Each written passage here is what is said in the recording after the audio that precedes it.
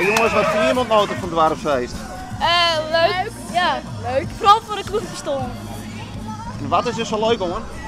Ja, het kost je een beetje oorlogje ervan. En wat is nou je favoriete attractie? Gokken. Ja. Gokken. Zweef. En wat heeft de nota woon? Dit weer. En is de beurs nou ook al leeg? Nee, ik heb nog €7,50. Ja, want hoeveel geld heeft dit weekend te besteden? Ik heb voor hier €44. Wat vind je nou het leukste? De kermis en de draaimolen. Zweef. Ja. Ben je er al even niet geweest? Ja, heel vaak. Ja. En wat is er zo leuk hoor?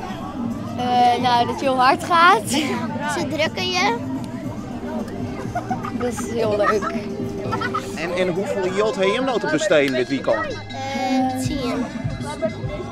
Ik heb geen idee. Ik heb €10 voor zweefkaarsjes. Ik heb 20.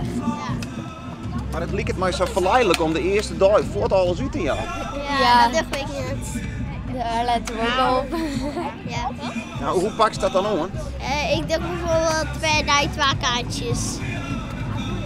Ja, maar ja, dan sta je er gewoon aan de kant en dan denk je, oh, een derde keer is toch ook wel leuk. Ja. Maar dan denk ik van, ach, dan heb ik morgen ik nog.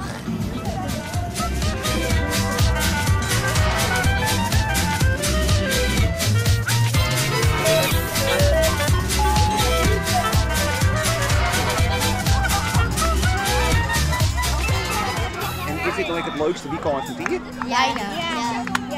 Ja. Bijna is er nog een beter weekend. Nee. Verjaardag.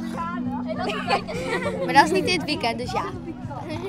Maar nou hebben dus het hele weekend heen feest. Dat wordt heel tijd letter bed, denk ik.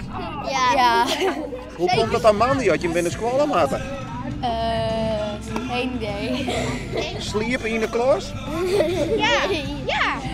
Slaapfeest. Slaapfeest in de klas. Nou, dat zullen de juffen en de masters leuk vinden. Ja.